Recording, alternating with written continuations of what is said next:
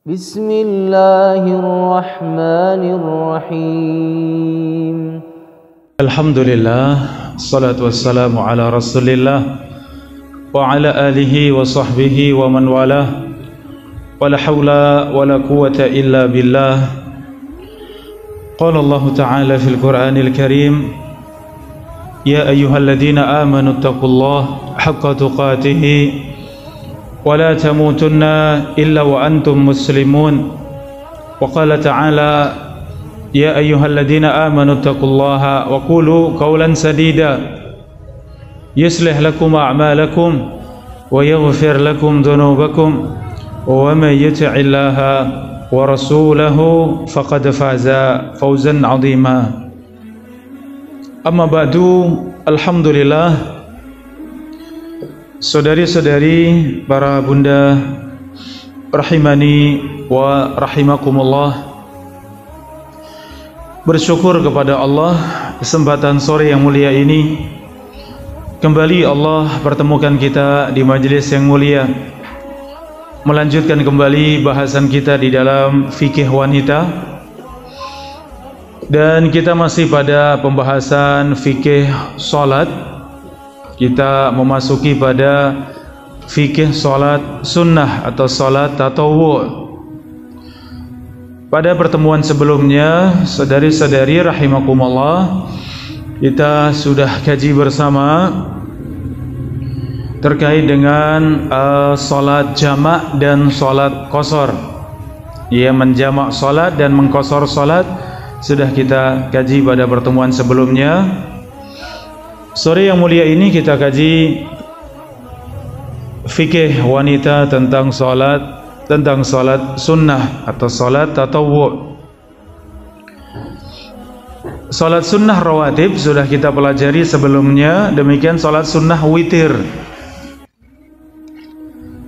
Dan kita memasuki beberapa salat sunnah, di antaranya terkait dengan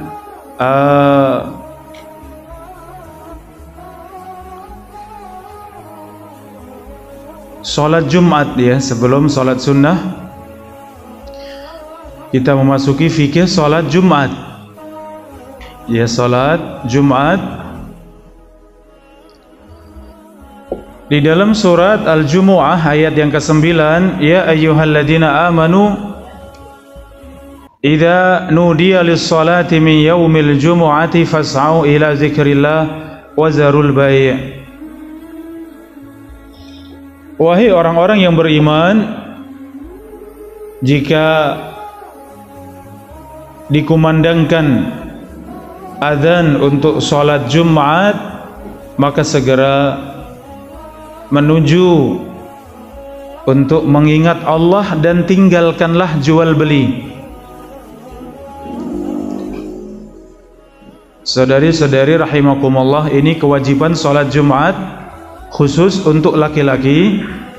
Adapun untuk wanita diperbolehkan untuk salat Jumat, dan itu menggugurkan kewajiban salat duhur. Ya, adapun mana yang lebih utama, ikut salat Jumat atau salat di rumah, salat duhur, ya. Maka jawabannya apa, ibu-ibu sekalian rahimakumullah? Salat di rumah, ya.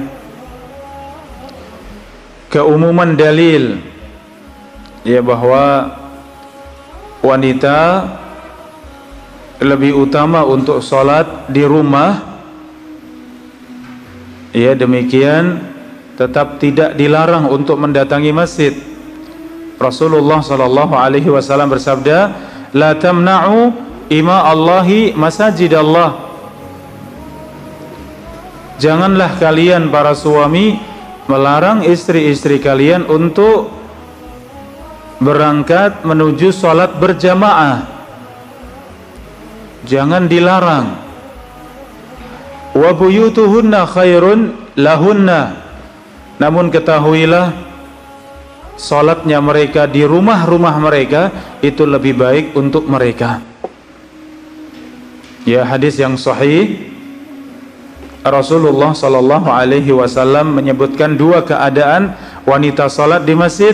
Silahkan, suami jangan melarang kalau tidak ada sesuatu yang mendesak, walaupun tetap salat di rumah itu lebih baik. Wa buyutuhunna khairun lahunna, dan rumah-rumah mereka itu lebih baik untuk salat mereka. Saudari-saudari rahimakumullah, maka membandingkan antara sholat zuhur di rumah atau ikut jumatan di masjid, mana yang lebih utama? Iya, di rumah. Keumuman dalil di rumah itu lebih baik. Ya, kalau ada kemudahan pengen tetap di masjid, pengen berjamaah di masjid, ikut sholat Jumat, ikut sholat Jumat, maka yang demikian tetap ya diperbolehkan, walaupun sholat di rumah dengan sholat duhur itu lebih utama. Rasulullah sallallahu alaihi wasallam bersabda, rawahul jum'ati wajibun ala kulli muhtalim. Mendatangi sholat Jumat itu wajib atas setiap muslim yang balik. La yantahiyanna aqwamun an wad'ihimul jumu'at. Hendaklah mereka tidak meninggalkan salat Jumat. Aw la yakhtimannallahu ala qulubihim, atau Allah Subhanahu wa taala akan menutup hati-hati mereka. Tsumma la yakunanna minal ghafilin, kemudian Allah jadikan mereka termasuk dari orang-orang yang lalai. Jadi salat Jumat untuk kaum laki-laki hukumnya wajib fardu ain, kewajiban setiap muslim laki-laki yang sudah balik. Adapun untuk wanita maka diperbolehkan, dan tetap keumuman dalil menyebutkan salat mereka di rumah itu lebih baik. Saudari-saudari, para bunda rahimakumullah, ini diantara fikih yang kita pelajari. Tentu sebagai seorang ibu kita sangat butuh untuk memahami, sehingga mengajarkan kepada keluarga, khususnya anak-anak kita, khususnya anak laki-laki yang berkewajiban untuk sholat Jumat. Seorang muslim laki-laki yang sudah balik dan berakal, maka wajib mendatangi sholat. Ya, muslim laki-laki yang sudah balik dan berakal, maka berkewajiban mendatangi sholat Jumat. Demikian tambahannya yang mampu mendatangi. Kalau sakit maka tidak wajib Jumatan, diganti dengan sholat apa? Diganti dengan sholat duhur. Ya, kalau ada suami anak laki-laki yang sudah dewasa sakit, tidak mampu mendatangi Jumatan, boleh. Itu uzur untuk sholat di rumah. Sholatnya apa tadi? Sholat zuhur, ya. Sholat Jumat diganti dengan sholat zuhur. Kemudian mukim, sholat Jumat ini wajib untuk yang tidak bepergian jauh. Kalau yang safar tidak wajib sholat Jumat. Ya ibu-ibu rahimakumullah, bersama dengan suami, bersama dengan anak laki-laki yang dewasa, sudah keluar dari kampung halaman, sudah meninggalkan kota, ya, kemudian datang azan Jumat, yang laki-laki wajib tidak mendatangi Jumatan? Jawabannya tidak, karena yang diwajibkan itu yang mukim, yang tinggal menetap, ya. Kalau sedang perjalanan jauh maka tidak wajib, sehingga kewajiban mereka sholat apa? Sholat duhur. Dan sholat duhur boleh dijamak dengan sholat asar, boleh dikosor, ya, jamak dan kosor, duhur dengan asar, maghrib dengan isya, dan kemarin sudah kita pelajari bersama. Saudari-saudari, para bunda rahimakumullah, sebagaimana hukumnya wanita boleh mendatangi Jumatan, maka anak kecil boleh ikut Jumatan. Seorang yang sakit tetap ya pengen Jumatan walaupun punya uzur untuk tidak Jumatan, tapi semangatnya ya tidak terhalangi dengan sakitnya sehingga tetap ikut Jumatan. Boleh tidak? Kalau mampu boleh. Ya, seorang yang bepergian tadi yang sedang safar, kalau berhenti dan mampir Jumatan boleh tidak? Boleh ya. Walaupun secara hukum tadi tidak wajib atas mereka. Tapi kalau ternyata sempat, mungkin ya, kemudian mampir, kemudian Jumatan dulu, boleh tidak? Boleh. Namun dari sisi hukum kita fahami bersama, seorang musafir tidak berkewajiban untuk sholat Jumat. Kewajibannya adalah sholat zuhur. Saudari-saudari, para bunda rahimani wa rahimakumullah, di dalam sholat Jumat itu dimulai dengan khutbah Jumat, ya. Dimulai dengan khutbah Jumat, dan khutbah Jumat ini rukun di dalam sholat Jumat, menjadi rukun. Ketika imam sudah naik mimbar, kemudian sudah mulai masuk di dalam khutbahnya, maka semua wajib untuk mendengarkan, ya, mendengarkan khutbah. Dan khutbah Jumat berapa khutbah, ibu-ibu rahimakumullah? Dua, ya, dua khutbah. Khutbah yang pertama kemudian diselai dengan duduk sebentar, kemudian berdiri kembali khatib, kemudian khutbah yang kedua. Ya, ini fikih seperti ini juga penting ya buat kita.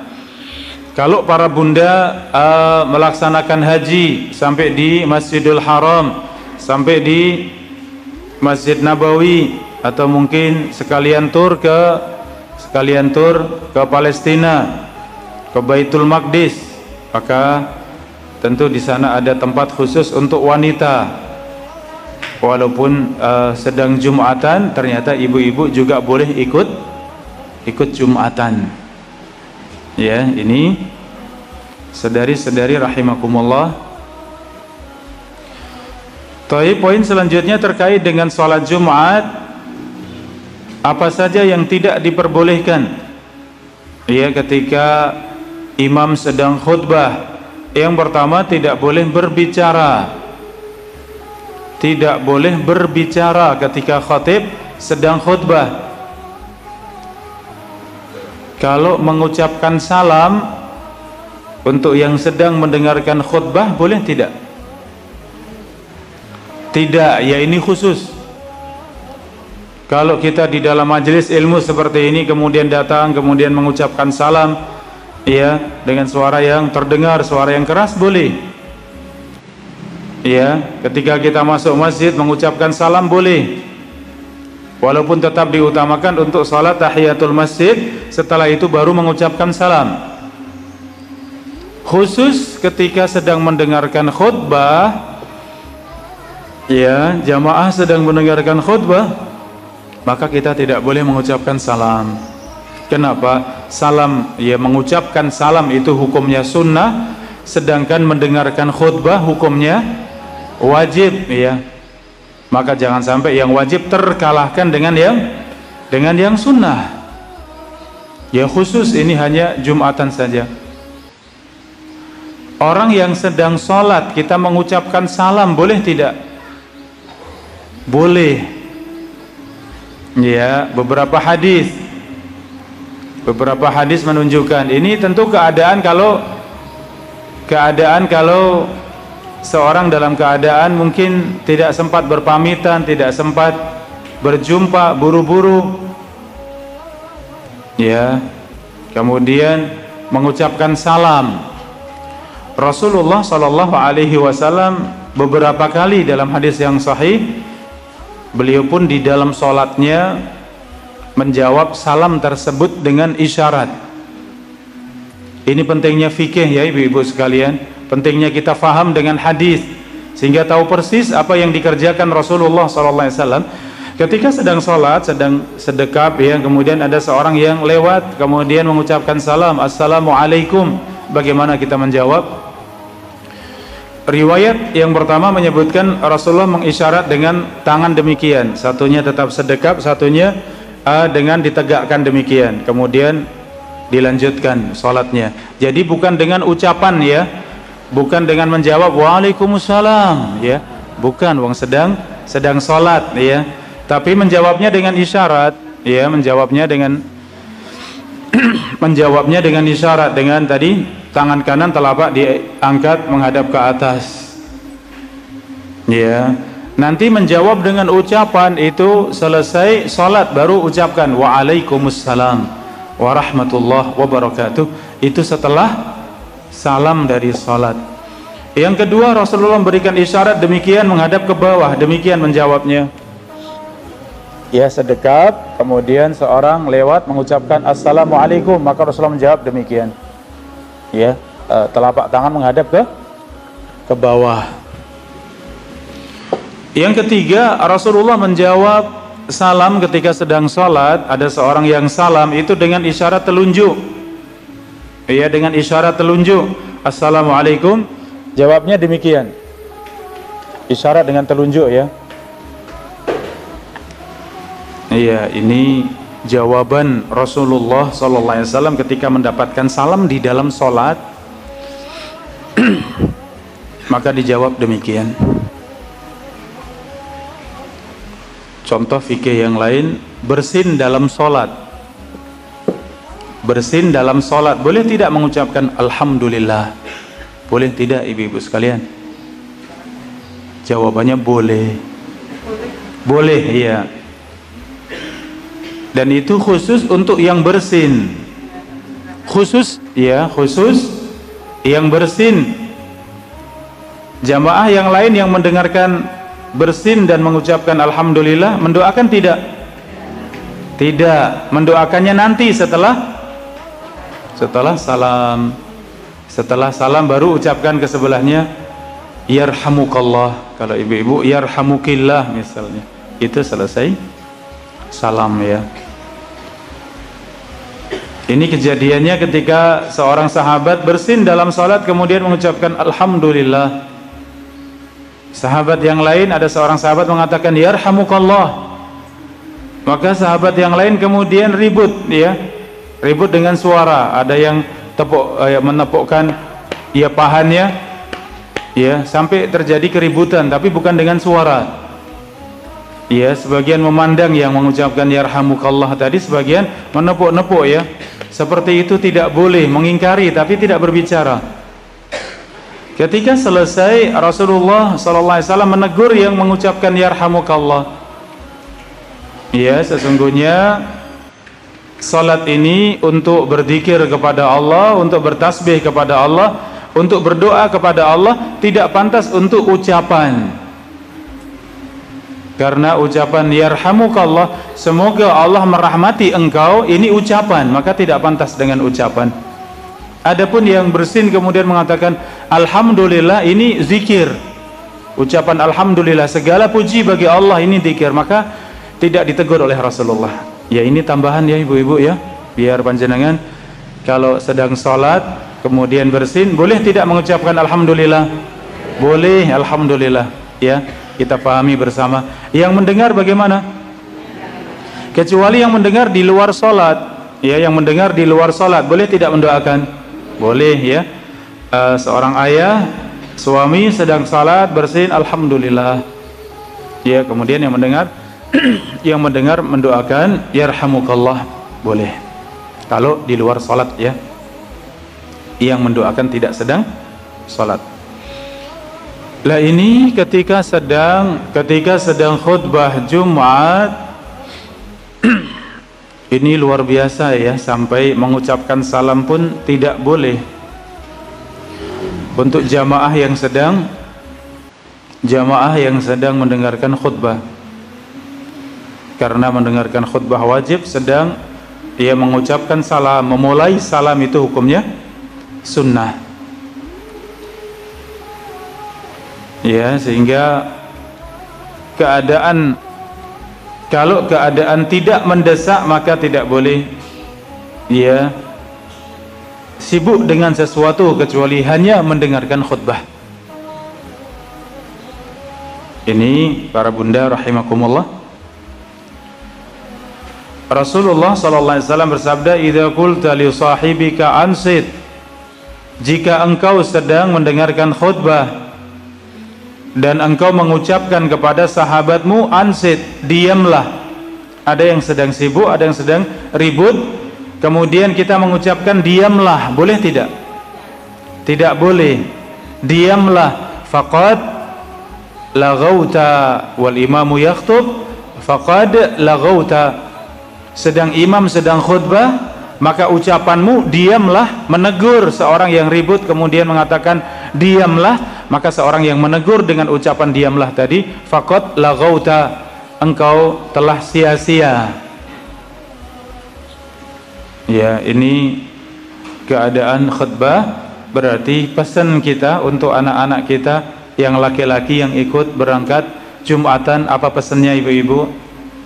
Dengarkan khutbah dengan baik, jangan berbicara, tidak boleh main-main, tidak boleh canda, tidak boleh menyibukkan dengan yang lain, harus benar-benar mendengarkan khutbah.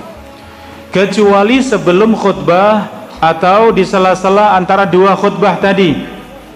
Di sela-sela antara dua khutbah itu khatib turun dari khutbah pertama selesai kemudian duduk sebentar. Ketika duduk sebentar tadi, kalau ada yang ingin berbicara karena kebutuhan, boleh tidak?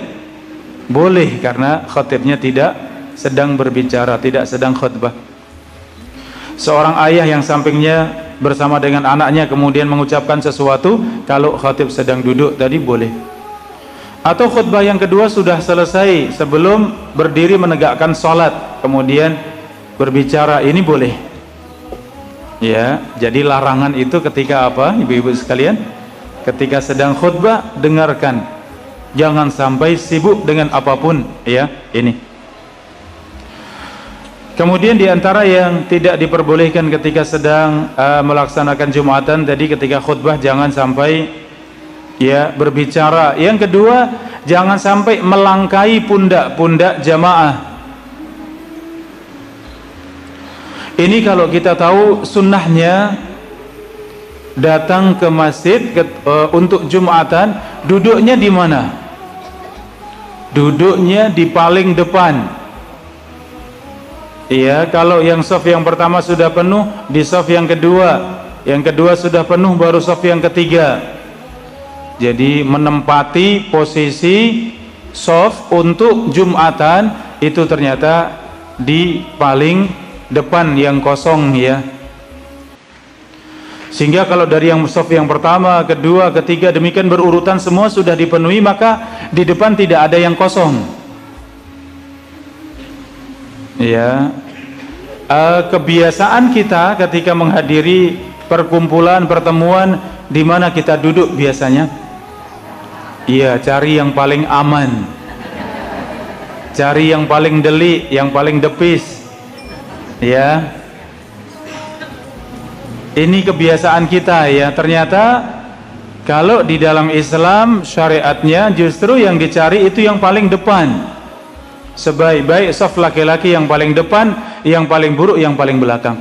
Maka karena kebiasaan tersebut banyak ya masyarakat itu kalau berangkat Jumatan di mana duduknya? Kadang cari paling pojok belakang, ya, cari yang di belakang ada sandarannya, cari tiang bisa bersandar padahal depan masih kosong. Lah ini tidak sesuai sunnah, ya. Jadi kalau shaf sudah penuh maka jangan melangkai pundak-pundak ya jamaah yang sudah datang duluan.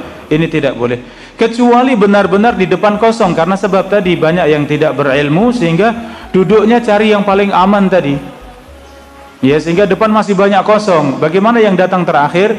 Boleh, ya, walaupun melewati pundak karena depan memang kosong. Itu kesalahan mereka, tidak memenuhi yang depan terlebih dahulu.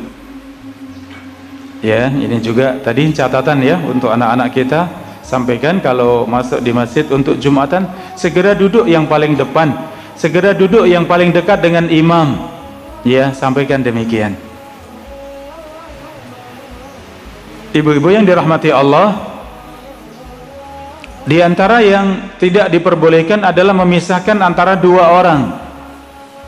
Ya, seorang ayah dengan anaknya, seorang dengan sahabatnya, dan kita tahu itu bersampingan. Kemudian kita minta geser sebelah, kemudian kita duduk di tengah-tengah di antara dua orang tadi. Ini juga tidak boleh. Ya, memisahkan antara dua orang yang sudah duduk terlebih dahulu ini tidak boleh, kecuali dengan ridho keduanya, ya. Masya Allah, Islam memperhatikan adab sampai seperti itu, ya. Perasaan benar-benar dijaga, jangan sampai ada yang tersinggung. Ya, ini saudari-saudari, para bunda rahimakumullah. Taib, selanjutnya salat sunnah Jumat ada tidak? Kalau zuhur ada qobliyah zuhur, ada ba'diyah zuhur. Jumatan ada qobliyah tidak, ibu-ibu sekalian? Tidak ada. Untuk qobliyah Jumatan tidak ada. Yang ada tahiyatul masjid, kemudian duduk dengarkan khutbah. Ya, kalau khatib belum naik mimbar, ya, datang jam 11, datang jam setengah 12, imam belum naik mimbar. Karena seperti sekarang duhur jam 11.50, ya, kurang lebih. Ya, kalau ternyata belum adzan, khatib ya belum salam, belum naik mimbar, maka silakan salat sunnah tahiyatul masjid. Mau setelah itu duduk silakan. Mau sunnah mutlak juga itu sunnah. Apa itu sunnah mutlak? Yaitu salat 2 rakaat salam, berdiri lagi 2 rakaat salam, berdiri lagi 2 rakaat salam sampai imam naik mimbar. Itu sunnah mutlak di hari Jumat, ya. Ini bisa disampaikan, ya, suami, ya, sampaikan bapak yang di rumah, ya. Jadi mendatangi Jumatan, kalau datang lebih awal masuk itu disunahkan untuk sholat sunnah tahiyatul masjid. Setelah itu yang mau duduk, mau berzikir, mau berdoa, mau baca Al-Quran dengan suara yang lirih, tidak mengganggu yang lain, silahkan. Yang mau sibuk dengan sholat sunnah mutlak silahkan. Berdiri lagi sholat sunnah 2 rakaat salam, berdiri lagi 2 rakaat salam, demikian sampai imam naik mimbar, sampai khatib naik mimbar. Ini sunnah. Ya, sunnah yang seperti ini masih jarang, ya, ibu-ibu sekalian. Di masjid-masjid kita masih banyak yang belum tahu, ya. Kalau ada yang mengerjakan kayaknya aneh. Iki sholat opo tuh, ya? Iya, kok ndadak mbedan-bedani gitu, ya. Kok ndadak nganeh-anehi, padahal ternyata kitanya yang kurang banyak membaca hadis Nabi, ya. Sehingga kita banyak tidak tahu karena turun-temurun dari nenek moyang, ya, dari orang tua, dari kakek nenek seperti itu, sehingga setelah kita pelajari hadis-hadis yang ada dalam, ya, kitab-kitab hadis, oh ternyata banyak sekali amalan yang ternyata itu harusnya sunnah untuk kita kerjakan, ya. Itu para bunda rahimakumullah. Jadi untuk sholat Jumat setelah adzan dikumandangkan, maka khatib segera kemudian berdiri dan khutbah. Ada tidak salat sunnah qabliyah zuhur, qabliyah Jumat, mohon maaf, qabliyah Jumat ada tidak? Jawabannya tidak ada, ya. Jadi untuk Jumatan ini ternyata berbeda dengan salat duhur. Salat duhur adzan, qomat, kemudian salat duhur 4 rakaat selesai seperti salat biasa. Kalau salat Jumat itu ibadah yang tersendiri, ibadah yang berbeda. Ya, makanya khutbah Jumat saja itu rukun dalam salat Jumat. Ya, yang datang pertama kali dalam salat Jumat, ia seperti berkorban onta. Yang datang kedua kali, yang kedua, ia seperti berkorban dengan sapi pahalanya. Yang datang ketiga seperti berkorban dengan domba. Yang datang keempat seperti berkorban dengan ayam. Yang kelima seperti berkorban dengan telur, ya. Tapi itu masih mending daripada yang tidak dapat sama sekali. Yang keenam dan seterusnya sudah tidak dapat. Ya, maka bersemangat untuk meraih pahala tersebut walaupun seperti berkorban dengan endok, ya. Ya. Subhanallah. Tapi kita tahu ya, amal sekecil apapun tidak ada yang sepele di sisi Allah, ya. La tahkiranna minal ma'rufi syai'an. Rasulullah bersabda, jangan engkau sepelekan amalan sekecil apapun. Walau antalqa akhaka biwajhin talik. Walaupun engkau berjumpa, engkau beramal dengan berjumpa dengan sahabatmu dengan tersenyum. Walaupun hanya amalnya tersenyum, jangan disepelekan. Itu sangat kita butuhkan ketika kita menghadap kepada Allah Subhanahu wa taala. Dalam hadis yang sahih Rasulullah bersabda, 2 rakaat yang engkau kerjakan di dunia itu lebih engkau cintai daripada dunia seisinya ketika engkau menghadap kepada Allah. Ya Allah, salat sunnah 2 rakaat dibandingkan dengan dunia seisinya ketika sama-sama dibawa menghadap kepada Allah, mana yang lebih dicintai? 2 rakaat itu jelas pahalanya. Adapun dunia maka tidak akan mendatangkan pahala kecuali yang kita gunakan, kita pakai untuk mendekatkan diri kepada Allah. Ya, jadi demikian ya, Masya Allah. Ini para bunda rahimakumullah, qabliyah zuhur tidak ada. Adapun ba'diyah zuhur ada tidak? Alhamdulillah, jawabannya ada. Ba'diyah Jumat, mohon maaf, waduh malah zuhur ya. Ba'diyah Jumat ada tidak? Ada. Kalau qabliyah Jumat ada tidak tadi? Alhamdulillah, paham ya? Alhamdulillah. Jadi untuk Jumatan qabliyahnya dihilangkan, tidak seperti zuhur. Adapun ba'diyahnya sama. Sedikit berbeda para bunda rahimakumullah. Untuk ba'diyah Jumatan itu ada 3 macam. Boleh 2 rakaat, yang lebih bagus lagi 4 rakaat, yang paling sempurna 6 rakaat. Ya, ini ba'diyah Jumat ya.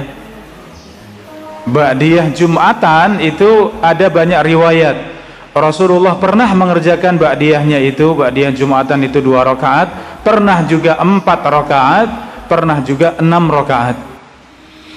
Kemudian para ulama mempelajari kembali dalil-dalil terkait dengan salat sunnah ba'diyah Jumat.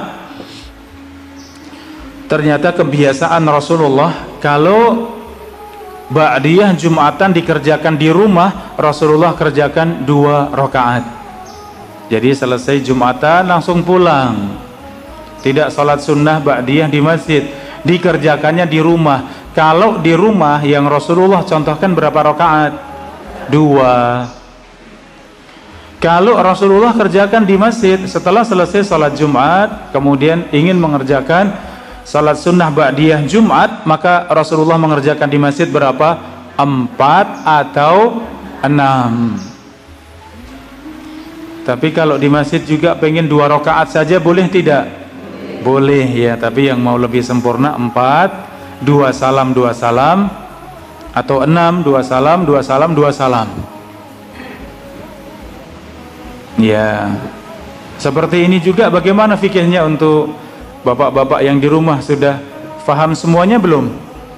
Mungkin masih banyak yang belum ya. Taunya 2 ya, ba'da Jumatan itu ya 2 rakaat ya. Ternyata bisa 2, lebih utama 4, yang paling sempurna 6 ya. Ini jadi ini untuk salat sunnah qabliyah dan ba'diyah Jumat. Ternyata qabliyah tidak ada, yang ada itu ba'diyah. Di antara hikmahnya tadi, karena ya rukun pada khutbah Jumat. Khutbah Jumat itu rukun, sehingga kalau tetap ada sunnah qabliyah zuhur, setiap yang masuk di masjid akan sibuk dengan sholat, padahal khatib sedang khutbah. Ketika khatib sedang khutbah kemudian kita masuk di masjid, maka tetap sholat sunnah tahiyatul masjid. tetapi dengan salat yang paling ringkas agar segera mendengarkan khutbah. Ya, jadi salat sunnahnya yang ringkas, artinya ringkas tetap tenang, tumakninah, tapi jangan panjang-panjang. Ya, bacanya surat yang pendek, ruku, i'tidal, sujud, duduk di antara dua sujud, semuanya yang ringkas, yang pendek ya. Yang pendek itu kalau baca subhana rabbiyal azim, ya satu kali atau mungkin dua kali atau maksimal tiga kali. Subhana rabbiyal azim, subhana rabbiyal azim, subhana rabbiyal azim, sami Allah liman hamidah. Itu sudah pendek ya, sudah ringkas. Paling ringkasnya satu kali. Setelah berdiri baca surat yang pendek, kemudian Allahu Akbar, ruku', kemudian subhana rabbiyal azim satu kali, kemudian sami Allah liman hamidah, Rabbana walakal hamdu, Allahu Akbar, kemudian sujud. Setelah sempurna badan pada posisi sujud, kemudian mengucapkan subhana rabbiyal a'la satu kali, kemudian Allahu Akbar. Posisi duduk sempurna, baru mengucapkan Rabbi ghfirli satu kali, kemudian sujud kembali. Itu yang paling ringkas. Sunnahnya 3 kali ya, sunnahnya 3 kali atau lebih, sebagaimana sahabat Hudzaifah ibnul Yaman pernah makmum di belakang Nabi sholat malam. Hudzaifah makmum, ternyata yang dibaca setelah Al-Fatihah baca surat Al-Baqarah. Iya, Mu'ad merasa, oh berarti sampai ayat yang ke-100 baru ruku'. Ternyata lanjut, masih mengira, oh berarti sampai akhir surat Al-Baqarah. Ternyata lanjut surat An-Nisa. Setelah itu sudah nggak berpikir, pokoknya ikut Nabi. An-Nisa selesai, ternyata kembali ke surat yang ketiga, surat Ali Imran. Sampai surat Ali Imran selesai, 5 juz lebih 2 lembar. Satu rakaatnya Rasulullah dalam sholat malam itu bacanya 5 juz 2 lembar. Allahu Akbar. Itu semangatnya Rasulullah ya. Kalau kita mengingat hadis seperti itu, kita berarti kita udah merasa hebat, merasa sudah bagus. Belum sebenarnya ya, masih jauh ya. Kita masih bisa lebih semangat, lebih baik ya. Kemudian Hudzaifah mengatakan Rasulullah pun membacanya dengan mutarassilan, membacanya itu pelan-pelan. Setiap kali berjumpa dengan surga, Rasulullah berhenti di akhir ayat, kemudian berdoa meminta surga. Lanjut lagi bacaannya. Melewati ayat-ayat tentang neraka, Rasulullah berhenti kemudian berlindung pada Allah dari siksa neraka. Ketika melewati ayat tentang bertasbih, tentang keagungan Allah, kemuliaan Allah, berhenti kemudian bertasbih. Berarti Masya Allah salat Nabi SAW. Hudzaifah mengatakan, dan seperti itu juga rukuknya Rasulullah, demikian juga sujudnya Rasulullah, maksudnya benar-benar panjang. Walaupun panjangnya tidak seperti berdirinya, tapi panjangnya lebih dari biasanya. Ya, sangat panjang rukuknya, sangat panjang, demikian sujudnya. Ya, ini untuk rukuk yang dibaca tadi ya, subhana rabbiyal azim ya, atau doa yang biasa kita baca kemudian diulang-ulang. Untuk rukuk, kalau pengen panjang rukuknya, itu zikir kita subhana rabbiyal azim atau subhana rabbiyal azim wa bihamdi, itu diulang-ulang terus demikian. Khusus rukuk.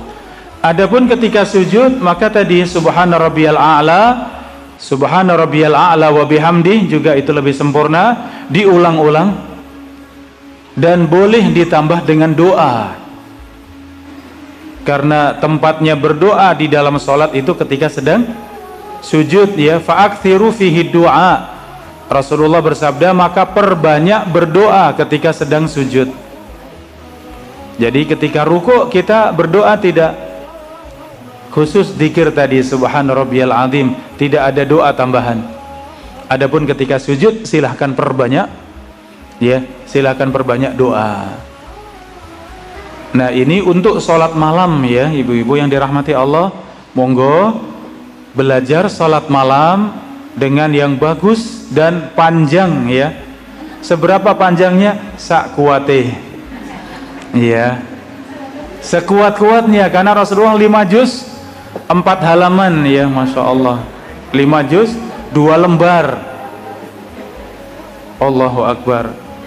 Ya, Ustadz pernah praktek belum? Belum ya. Sami kali panjenengan ya. Itu panjang sekali. Tapi buat kita, agar kita tidak tertipu, tidak merasa kita sudah bagus, tidak merasa kita sudah hebat ya, ternyata Rasulullah itu ya tidak ada saingannya ya dalam kebaikan, Masya Allah. Dan ini tadi salat yang dikerjakan Nabi SAW. Dan untuk sunnah Jumatan tadi Qobliyah Jumatan tidak ada, Ba'diyah Jumat itu ada 3 tadi, 2 rakaat atau 4 atau 6. Thayyib, di hari Jumat apa yang disunahkan? Di malam Jumat, hari Kamis setelah adzan maghrib itu dalam Islam itu sudah masuk hari Jumat. Namanya malam Jumat, itu sudah dikatakan Jumat. Ya, malamnya milik Jumat. Kapan itu? Hari Kamis setelah maghrib itu sudah masuk Jumat. Kalau tanggalan Masehi pergantian hari kapan? Jam 12 malam ya, 12 malam. Itu pergantian hari. Kalau di dalam Islam pergantian hari itu adzan maghrib. Ya, adzan maghrib itu sudah pergantian hari. Ya, jadi sebentar lagi maghrib, maka ba'da maghrib itu sudah hari apa besok? Sudah hari Rabu ya, artinya Rabu malam atau malam Rabu ya ini.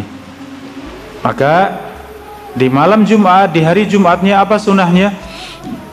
Yang pertama, untuk memperbanyak salawat kepada Nabi SAW.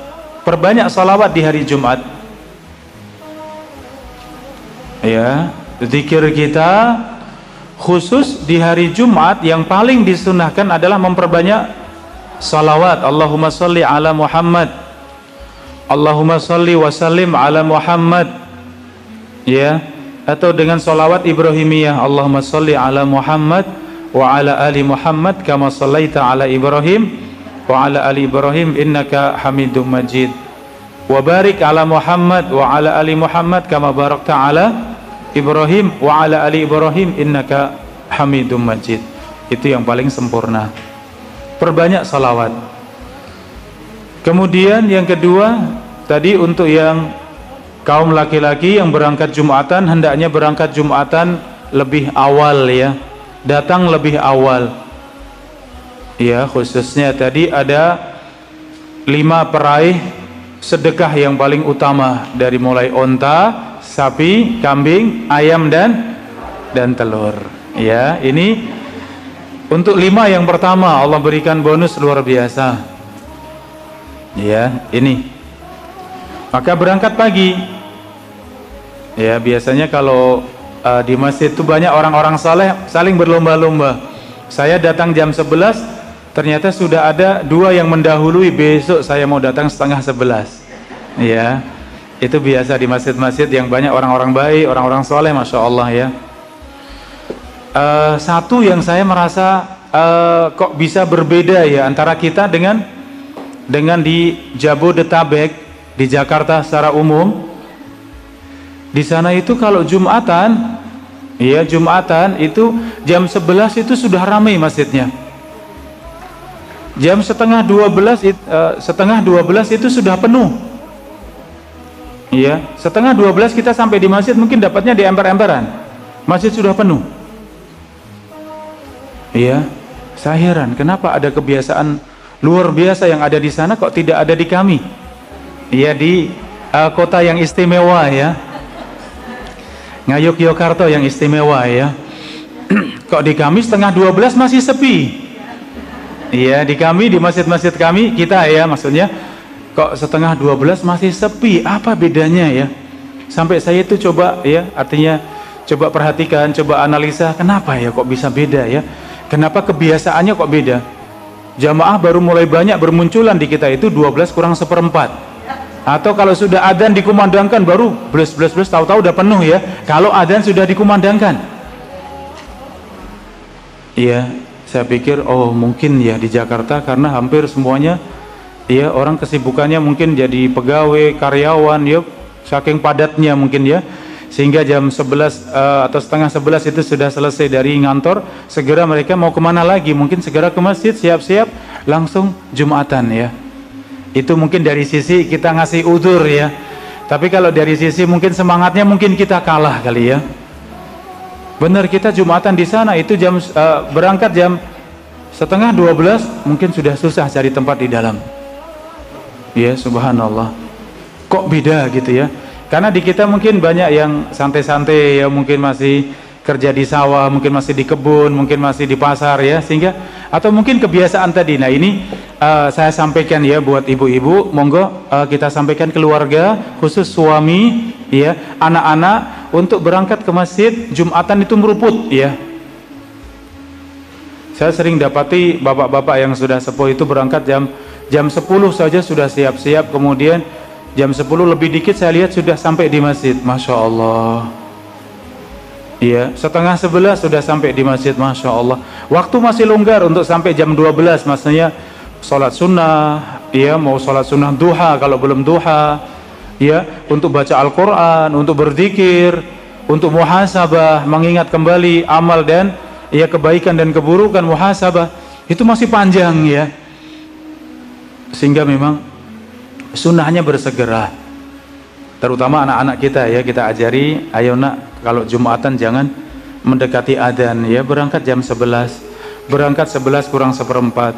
Kalau hari Jumat itu jam 10 sudah benar-benar siap-siap, tinggalkan semua kesibukan, jam 10 sudah mulai siap-siap, sudah mulai mandi ya, itu kita biasakan. Mudah-mudahan ya kota yang kita cintai juga sama ya, insya Allah ya, kita juga bisa masjid itu jam 11 sudah ramai.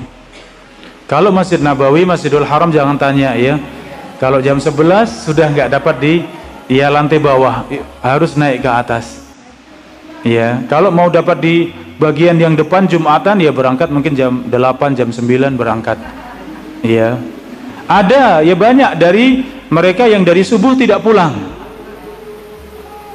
Ya, kalau mandi itu di Masjid Nabawi, di Masjid Haram bisa di kamar mandinya ya. Bisa buat mandi sekalian.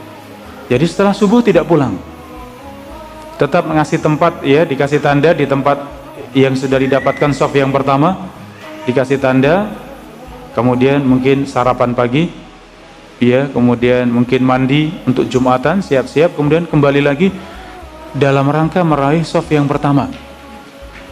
Kalau berangkat jam 10, berangkat jam 9, pengen dapat shaf pertama di Masjid Nabawi mungkin sudah tidak dapat. Sudah ada yang lebih semangat dari subuh tidak pulang, Masya Allah.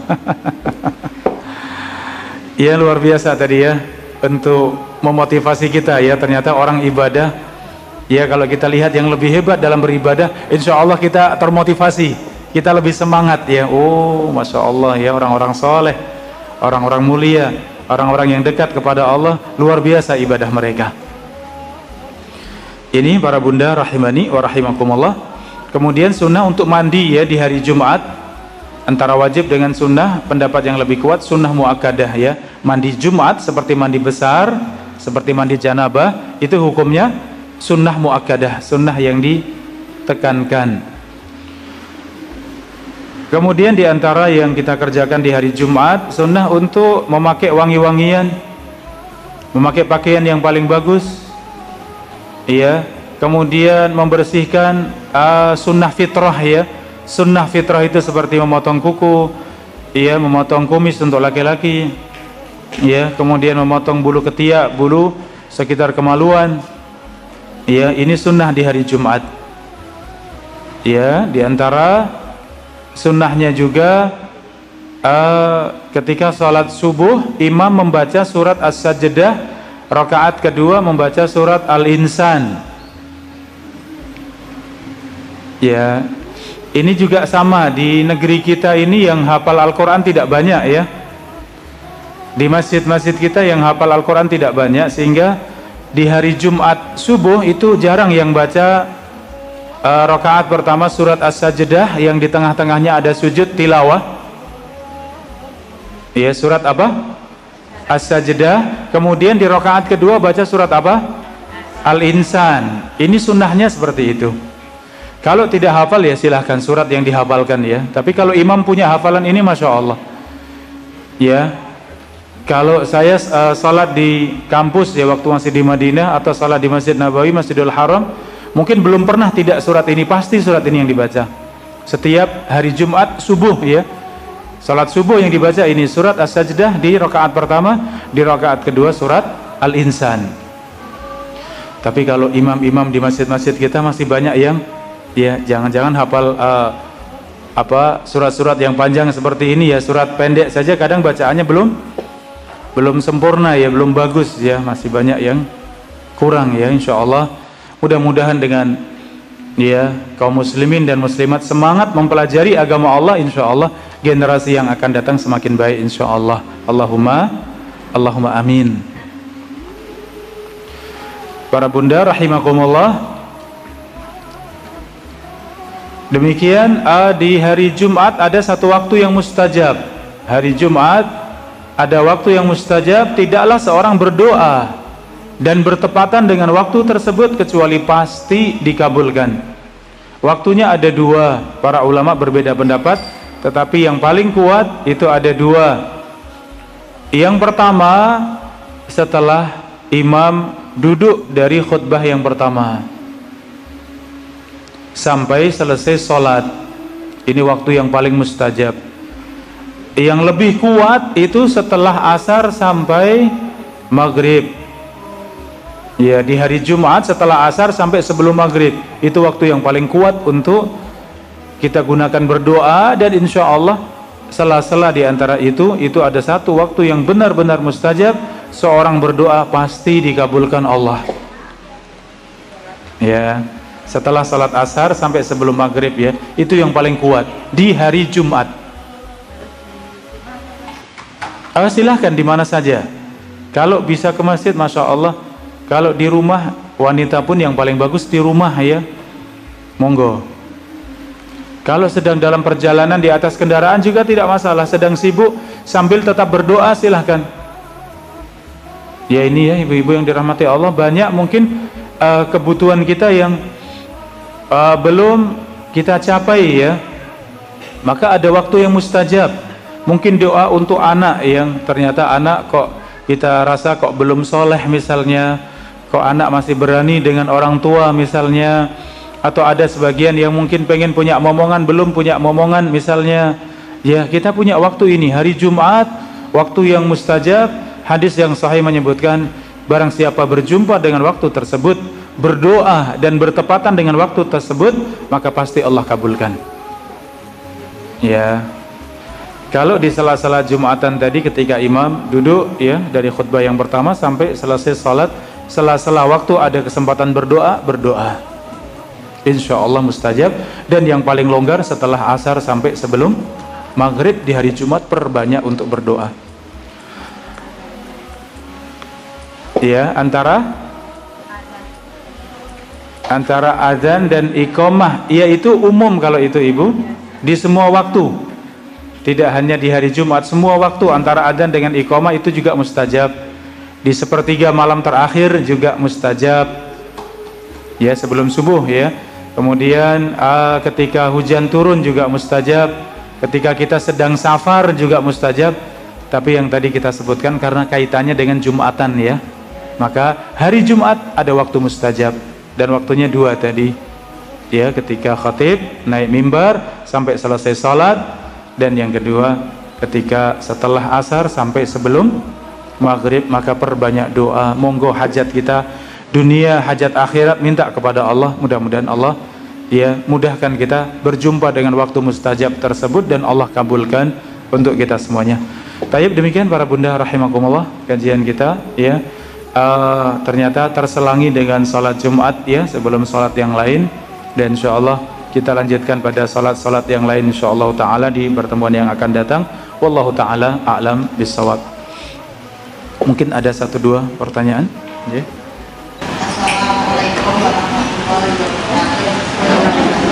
Ketika tadi seseorang datang untuk sholat,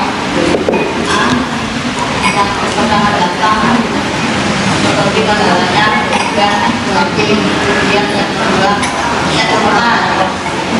pertama luka, kedua sapi, ketiga kambing, dan keempat ayam yang kelima telur. Apa memang ada kurban ayam atau telur di sini? Seperti kurban ayam atau kurban telur. Yang kedua, ketika ada orang sholat, terus kita salam, jadi boleh. Terus kemudian kita ketika ada seseorang yang sholat, kemudian baca Quran keras atau mungkin ngobrol, itu kan tidak boleh. Tapi ketika ada orang baca Quran yang satu juga keras, yang lain juga keras, itu memang boleh. Kemudian yang ketiga, bagaimana tidak?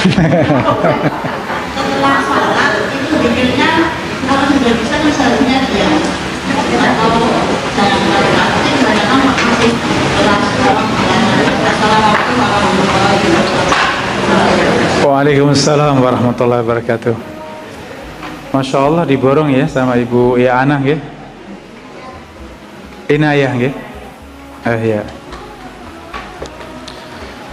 Taib terkait dengan tadi lafaz hadisnya itu faka'an nama yataqarrabu, ya seakan seorang itu taqarrub, dia mendekatkan diri kepada Allah dengan menyembelih unta. Jadi kalau diterjemah kita itu seakan berkorban, itu hanya terjemah untuk memudahkan ya.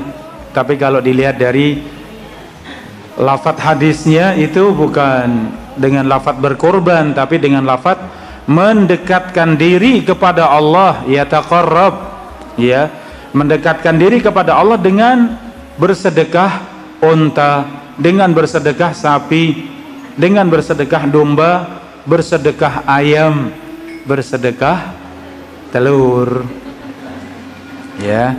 Jadi apa ada korban dengan ayam ya.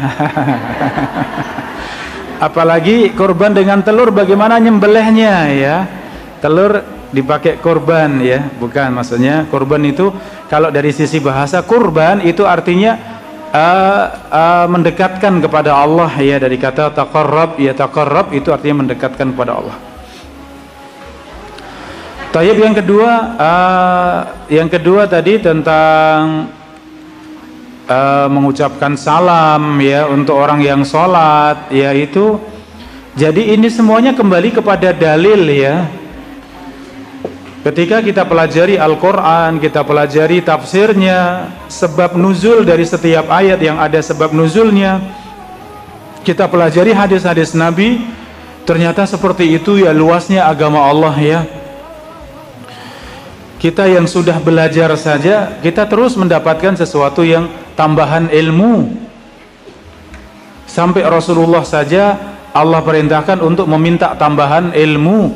Wa qul rabbi zidni ilma, dan katakan wahai Muhammad, rabbi zidni ilma, ya Allah Rabbku tambahkan untukku ilmu. Rasulullah diperintahkan meminta tambahan ilmu, apalagi kita semuanya ya. Maka kalau banyak hal yang belum kita pahami, belum pernah kita dengar, hadis-hadis yang belum pernah kita dengar, itu wajar ya. Jadi buat kita terus belajar, terus kita pelajari ya. Kalau ada yang belum jelas, ada yang belum tahu, silahkan ditanyakan. Atau ada yang aneh menurut kita, monggo kita benar-benar terbuka ya. Contohnya itu, kok sholat wanita di rumah kok lebih baik ya? Kenapa enggak di masjid yang lebih baik? Itu akal kita yang bertanya. Tetapi yang mengatakan itu lebih baik adalah Rasulullah Sallallahu Alaihi Wasallam. Maka kita sami'na wa ata'na. Kalau kita lihat hikmahnya, ternyata karena wanita salat di rumah itu lebih aman, lebih selamat, hatinya lebih bersih, lebih tentram ya. Kecuali bisa menjaga adabnya, bisa menjaga hati, bisa menjaga pandangan, tetap berangkat ke masjid silahkan. Rasulullah juga tidak melarang ya ini. Jadi kalau semua syariat kita pahami dengan benar, tidak ada yang bertabrakan ya, tidak ada yang bertentangan. Sehingga tadi salam untuk orang yang salat boleh. ya. Dan kita jawabnya dengan isyarat, ketika selesai salam baru ucapkan waalaikumsalam warahmatullahi wabarakatuh. Kalau di majelis yang seperti ini satu saja telat. Di majelis boleh ibu mengucapkan salam, boleh. Telat itu Iya, yang telat kemudian mengucapkan salam dengan suara yang keras, dan kewajiban menjawab cukup satu orang. Kalau sudah dijawab satu orang, yang lain sudah gugur kewajibannya. Jadi yang datangnya terlambat, bagaimana salamnya? Lirih atau sedang atau dengan suara yang sedang? Jangan lirih, tetap biasa saja. Karena salam ini syiar ya. Salam itu syiar, salam itu ya tanda kemuliaan Islam ya. Setiap berjumpa mengucapkan salam, dan itu doa, assalamualaikum, semoga Allah berikan keselamatan pada kalian. Senang kita didoakan, senang. Maka satu orang pun sudah menjawab waalaikumsalam cukup, sambil tetap fokus dengan kajian, tetap jalan, jangan putus pengajiannya. Walaupun di pojok assalamualaikum, sampai pun guru mendengar misalnya, nggak masalah. Guru mau menjawab boleh, tidak pun nggak masalah. Insya Allah yang dekat yang menjawab. Ya, itu sunnah ya. Ya, jadi adapun mengganggu orang yang sholat, tidak boleh mengganggu dengan bacaan Al-Quran. Al-Quran baca lirih, jangan sampai mengganggu yang sholat. Atau sesama yang baca Al-Quran, jangan sampai saling mengeraskan suara. Nanti nafasnya habis ya. Wah ini keras, samping saya lebih keras, kerasin lagi, gas lagi ya. Nanti Islam tidak mengajarkan seperti itu. Ketika para sahabat mengangkat suara ketika jalan menanjak itu, mengucapkan subhanallah, Allahu akbar, Allahu akbar, Allahu akbar. Ketika jalan menurun, sunnahnya membaca subhanallah, subhanallah, subhanallah. Dengan mengangkat suara, maka Rasulullah tegur, sesungguhnya kalian berzikir, kalian berdoa bukan kepada zat yang tuli, bukan kepada zat yang tidak melihat, tetapi Allah Maha melihat dan Maha mendengar, maka lirihkan suara kalian. Artinya masing-masing lirih sehingga tetap khusyuk, tidak mengganggu yang lain. Jadi semua ada adabnya ya. Kalau yang terakhir tadi apa Ibu?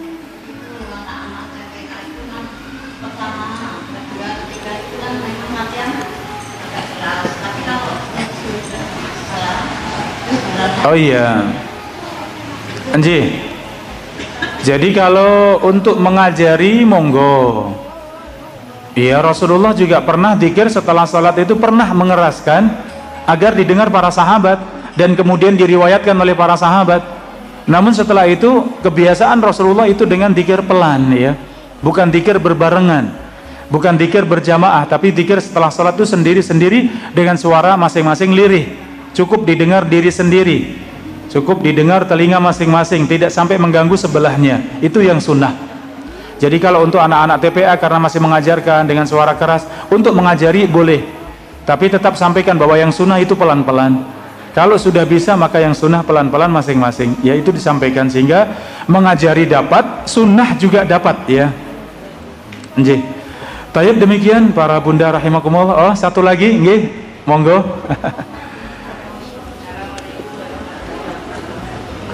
Waalaikumsalam warahmatullahi wabarakatuh. Zakat Ibu, nggih.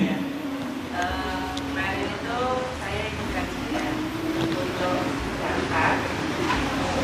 Itu yang benar yang dibayarkan itu harus sesuai dengan apa yang dizakat. Misalnya zakat ya bahwa misalnya zakat emas ya berupa emas, zakat pertanian ya harus berupa hasil pertanian. Kemudian sebentar lagi kan kita di jemaah kemuslimahan itu mau membagikan sedekah zakat infak. Iya. Bolehkah untuk zakat mal, misalnya kita menerima zakat mal atau mungkin zakat emas kalau ada, dibagikan kepada orang-orang yang berhak menerima, tapi tujuannya berbeda Ustaz. Iya. Tidak lagi harus berupa uang atau emas. Assalamualaikum warahmatullahi wabarakatuh. Waalaikumsalam warahmatullahi wabarakatuh. Jadi para bunda rahimakumullah, untuk zakat ya ada barang-barang yang wajib dizakati kalau sudah mencapai nisabnya. Kalau sudah haul 1 tahun ya, maka wajib dizakati.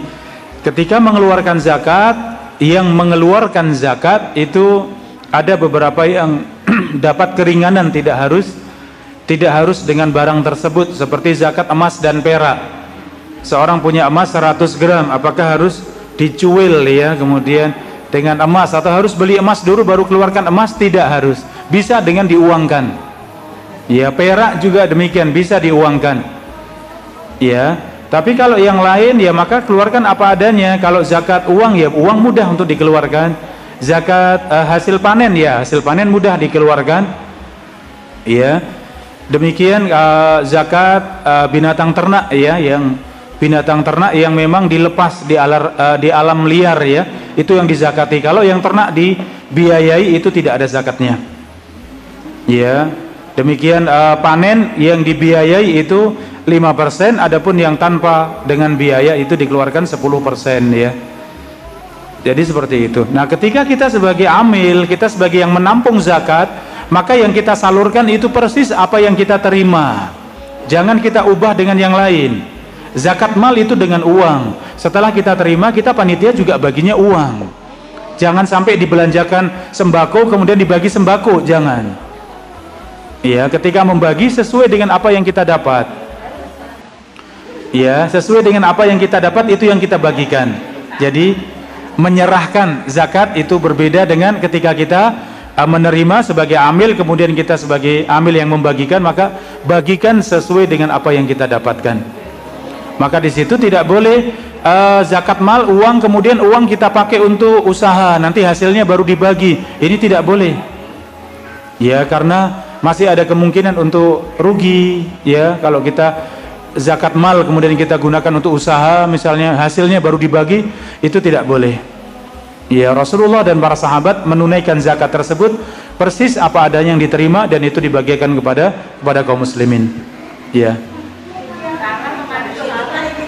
Pribun. Selama ini kan kita sudah tahu menerima infak zakat dan sedekah daripada jemaah.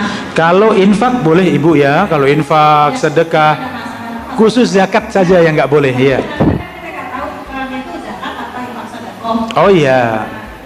Menyerahkan pada kita terbentuk wujud uang. Oh iya. Nah, setelah itu kita belanjakan sembako. Iya. Itu kita Oke. Sudah terlanjur kan? Iya, kalau sudah terlanjur nggak apa-apa karena kita dalam proses belajar itu alhamdulillah. Kalau sudah terlanjur dan nggak mau belajar lah itu yang tidak baik ya. Tapi kita kan terus belajar sehingga kalau ada yang kurang pas, ada yang mungkin perlu diperbaiki, alhamdulillah kita terus berilmu ya. Kalau panjenengan menerima misalnya zakat, infak dan sedekah ya, itu perlu diperhatikan. Apa itu? Ya. Dibedakan antara zakat, khusus zakat mal dengan infak dan sedekah ya. Kalau infak dan sedekah itu bebas. Mau jenengan wujudkan apapun boleh. Tapi kalau zakat mal maka harus diserahkan apa adanya. Jadi mungkin dari itu teknisnya ya, nanti mungkin ketika menerima harus diperjelas. Ini zakat mal atau sedekah atau infak ya atau apa. Ya monggo sehingga bisa lebih mudah ya untuk. Nggih. Terima kasih Tan. Nggih, alhamdulillah. Nggih. Nggih, insyaallah juga jamaah ikhlas ya, artinya ya kita sama-sama belajar ya, sehingga kita semakin tahu untuk menempatkan amanah benar-benar sesuai dengan amanahnya ya. Taib, cukup nggih jamaah rahimakumullah, masyaallah waktu kita sudah tidak terasa 5:30 nggih. Matur nuwun semuanya, wabillahi taufik wal hidayah. Wassalamualaikum warahmatullahi wabarakatuh.